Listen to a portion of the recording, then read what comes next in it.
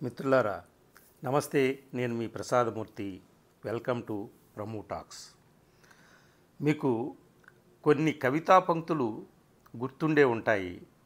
అవి మన Andhra Pradesh deputy chief minister Pawan Kalyan గారు మాట్లాడితే సభల్లో చాలా చోట్ల ఆ పంక్తుల్ని ఉటంకించారు. సముద్రం ఒకటి కాళ్ళ దగ్గర కూర్చొని మొరగదు, తుఫాను గొంతెత్తి చిత్తం అనడం ఎరగదు, పర్వతం ఎవడికి వంగి సలాం చెయ్యదు.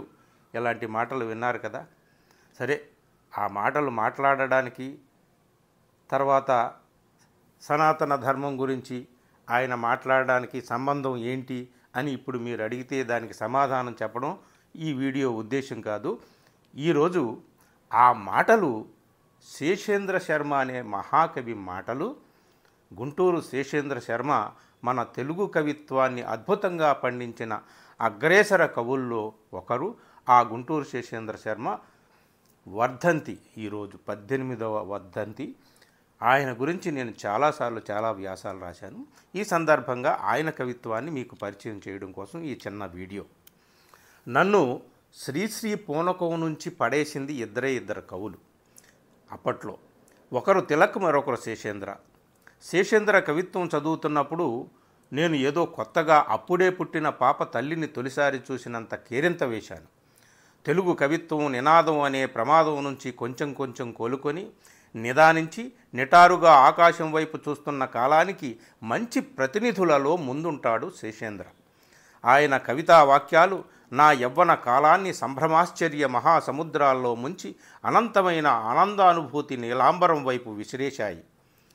ఈరోజు శేషేంద్ర వర్ధంతి. అందుకే ఒక్కసారిగా శేషేంద్ర శర్మ నాకు గుర్తుకు వచ్చారు. పంక్తులు పంక్తులుగా ఆయన కవితా వాక్యాలు అలలుగా నన్ను ముంచెత్తడం ప్రారంభిస్తే ఈ వీడియో మీకు చెయ్యాలని, ఆయన కవితా వాక్యాలు అందించాలని ఈ ప్రయత్నం అన్నమాట. మిత్రులారా, ఇక్కడ కొన్ని వాక్యాలు మీకు నేను ఉటంకిస్తున్నాను. ముందుగా, ఈ దేశపు శేషేంద్ర శర్మ మాటిమాటికి అందరూ గుర్తు చేసుకునేటటువంటి వాక్యాలు అన్నమాట ఇవి. ఈ దేశపు ప్రాచీరేఖ మీద సూర్యుడు ఉదయించకపోతే మండే నా గుండె చీల్చి దాని మీద పెడతా, ఎర్రటి నా కండలతో ఎండలు కాయిస్తా. మిత్రులారా, ఎంత అద్భుతమైన వాక్యాలో చూడండి. తర్వాత, అడవిని పక్షిపాటతో కొలుస్తాను, లేదా సెలయేటితో కొలుస్తాను. ఇవిగో తూర్పు తాళాలు తీసుకొస్తున్నాను, నేను ఎర్రటి కోడిపుంజును. నాగలి భుజాన వేసుకు వస్తున్నాడు సూర్యుడు కొండ శిఖరాలెక్కి. భూమిలో ఉన్న చిన్నారి గింజ మెడ బయటపెట్టి మొదట వచ్చిన రెండాకుల్ని చేతులుగా జోడించింది కృతజ్ఞతతో. కాగితాల పడవల్లో కలలు ప్రయాణం చేస్తున్నాయి, సముద్రాల రాస్తాలో తమ జెండాలెగరేస్తూ కాలపు రేవులు దాటి గమ్యాన్ని చేరుతున్నాయి. మట్టిని ధాన్యంగా మార్చే ఒట్టి పొగను నాగరికతగా ఒడికే ఆ ఎదురులేని ప్రజాశక్తి ఇతిహాసం పాడుతూ సూర్యుణ్ణి కడుపుతో ఉన్న సుందర దిశవైపు సాగిపోతున్నాయి. వంగిపోతున్న దేశానికి నింగి ఎత్తు వెన్నెముక నిర్మించే పండగలో పాల్గొంటున్నాయి. జైళ్ల కటకటాలకే ఖర్చవుతోంది దేశంలో ఇనుమంతా, రైళ్ల పట్టాలకు మిగలడం లేదు రవంతా. రైతు నాగలి మోస్తున్నాడు, క్రీస్తు శిలువ మోసినట్టు. మిత్రులారా, ఇలాంటి వాక్యాలు చాలా చాలా చాలా చదివి అప్పట్లో నోటికి వచ్చేశాయి. శ్రీశ్రీ మహాప్రస్థానం తరువాత నోటికి బాగా వచ్చిన కవితా వాక్యాలు శేషేంద్రవే ఎక్కువ. ఆయన మీద అప్పటి ఇప్పటి విమర్శకుల మాటల ప్రభావం నా మీద పడలేదు. పక్కింటి పిల్లాడితో నువ్వు ఆడుకోవద్దని అమ్మ ఎంత చెప్పినా వినని అబ్బాయిలా నేను శేషేంద్ర ప్రేమలో పడిపోయిన కాలం ఒకటి ఉంది. కమ్యూనిస్టు విమర్శకులు శేషేంద్ర మీద విరుచుకుపడిన సందర్భాలున్నాయి.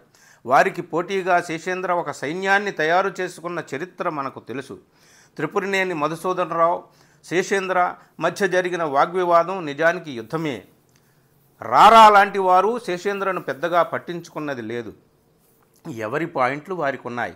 మన వారు ఒక ఫ్రేమ్ పట్టుకొని కవి దగ్గరకు పోతారు. అందులో ఆ కవి ఒదగకపోతే ఇక అంతే, ఆ కవి మరణము తథ్యము.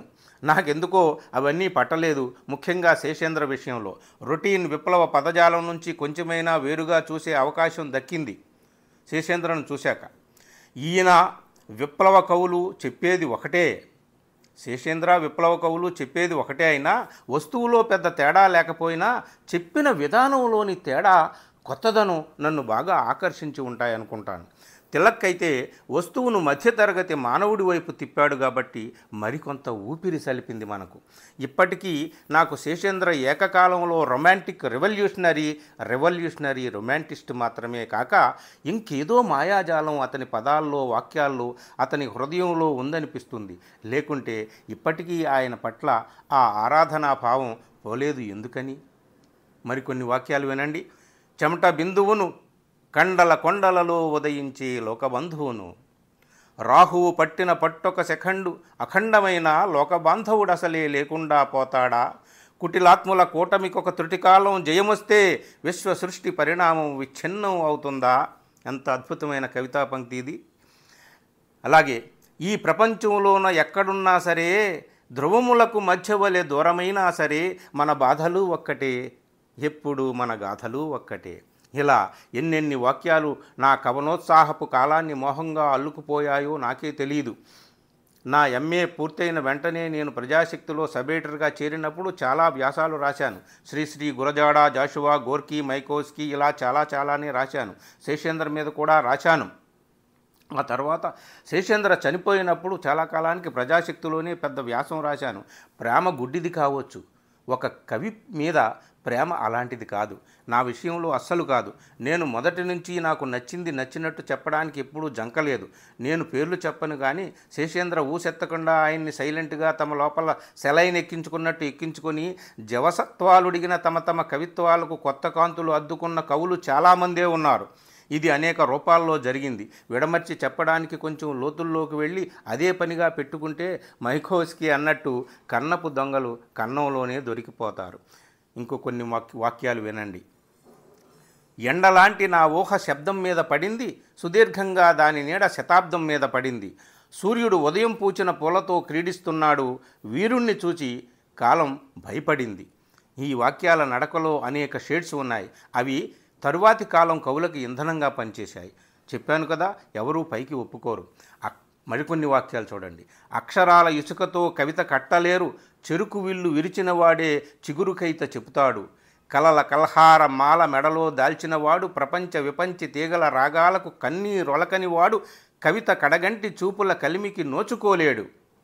ఏ కాలంలో ఏ కవి ఏ భాష వాడాడు అనేదే ముఖ్యం. అది ఆ కాలపు అభివ్యక్తిని ప్రతిఫలిస్తుంది. అందుకే ఎవరూ చెరిపేయడానికి చూసినా అది చెరిగిపోదు. తరువాతి తరాల వారి దగ్గర అది పదిలంగా ఉంటుంది. కృష్ణశాస్త్రి, శ్రీశ్రీ కాక్టైల్, శేషేంద్ర ఏమో అనిపించిన సందర్భాలు ఉన్నాయి నాకు. మరికొన్ని వాక్యాలు చూడండి. నిన్నూహించి 2 ముక్కలు చెబితే అవే 2 రెక్కలయ్యి ఊహ విహాయసంలోకి ఎగిరిపోతుంది. అదే ఒక గీతం అవుతుంది, అదే ఒక ప్రేమ కపోతం అవుతుంది. ఇంకొకటి, కాలాన్ని నా కాగితం చేసుకుంటా, దాని మీద లోకానికి ఒక స్వప్నం రాసి ఇస్తా, దాని కింద నా ఊపిరితో సంతకం చేస్తా. ఇలాంటి వాక్యాలను చదివి తాదాత్మ్యం చెందిన క్షణాలు ఎన్నో ఉన్నాయి. ఇక ఈ కింది కవితా పంక్తులైతే మనబోటి కవులకే కాదు, టీషర్టుల మీద చెగువేరాను ధరించి విప్లవం మాట్లాడే రాజకీయులకు కూడా బాగా కంఠతా వచ్చు. నేను ముందే చెప్పానే, అవే వాక్యాలు మళ్ళీ చెప్తున్నా. సముద్రం ఒకటి కాళ్ళ దగ్గర కూర్చుని మరగదు, తుఫాను గొంతెత్తి చిత్తం అనడం ఎరగదు, పర్వతం ఎవడికి వంగి సలాం చెయ్యదు.